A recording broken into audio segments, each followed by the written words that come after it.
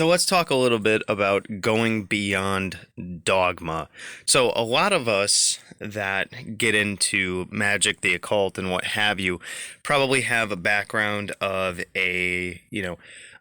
like monotheistic religion or like one of the major religions, and that can be a little bit of a setback due to, deeply ingrained beliefs and stuff when we're changing our paradigm from monotheism to, just maybe chaos magic ish, where everything's an archetype and stuff, and it's all energy, and I can put a face on it, whatever I want, whatever serves my needs, or switch into another pantheon or something like that, where you know you might be open to the idea.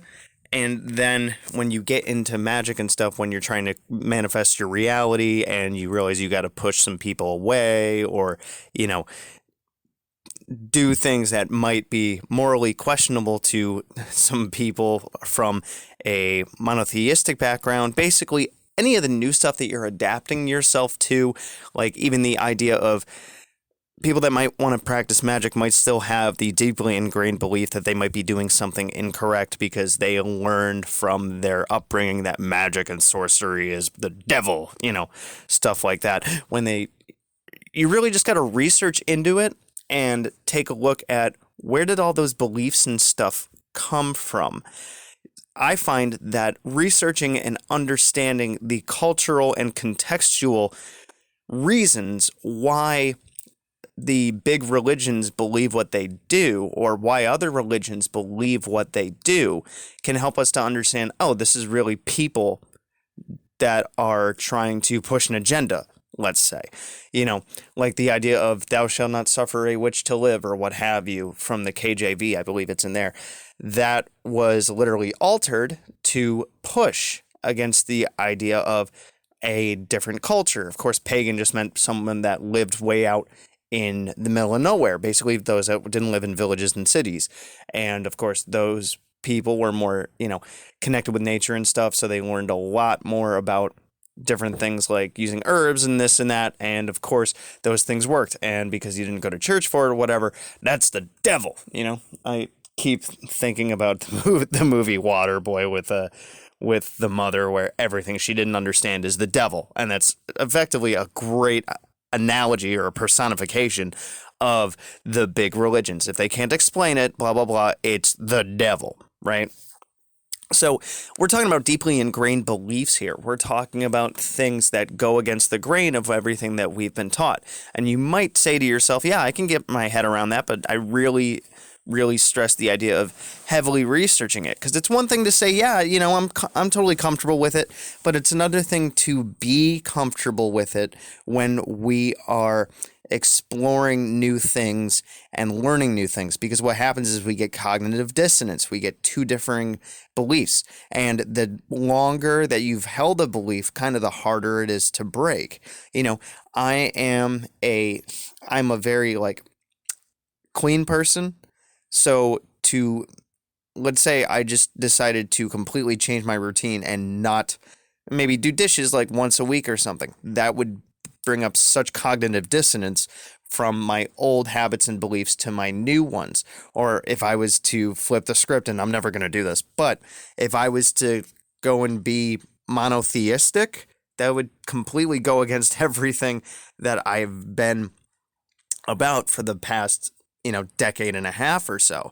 And I didn't exactly wrestle with the idea of, when I started working with magic, of course, I went to Catholic school when I was little, and my whole family's religious, and, not exactly religious, but, they believed what they believed and stuff.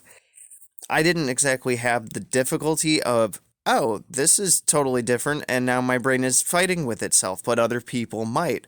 And the idea that you got to understand is it's not black and white. It's not the devil versus Yahweh or whatever. It's more gray. And when you come to understand that there's a lot more, quote, evil in the world than some people like to think, but everyone can see it, then you get the idea that everyone is kind of out for themselves, and you should be too. And if you're not going to, if you could get squashed like a bug, or you could squash that other force or person or what have you that might be competing with you and treat them like the bug. It doesn't make you a bad person for sticking up for yourself. Of course, there's a gray area there with, you know, doing things that are considered, harmful or whatever. And that kind of thing is, sadly, I'd like to say, up to the individual practitioner.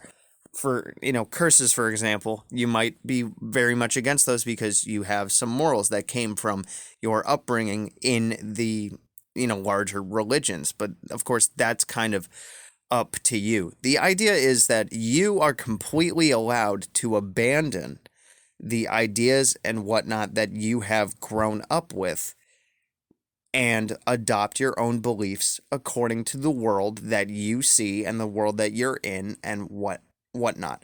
Just because your family's a certain way doesn't mean you have to be. Just because a book says certain things doesn't mean you have to follow it. It's not that kind of world anymore. We have so much more freedom and choice when it comes to believing what we want to believe and practicing what we want to practice. And you got to spend some time breaking those beliefs down. Maybe write it down. What do I believe? Why? What are the new beliefs that I'm trying to, get into and adapt? Why?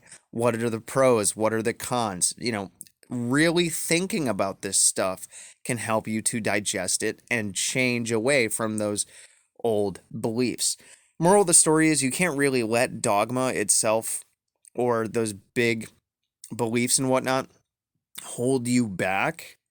If you feel like it's holding you back, it is. If it feels like it's blocking you from doing things you want to do or being the person that you want to be, whether it's your own beliefs or those that are impressed on you from other people or whatever, it's your own life and you don't have to be held back by that stuff.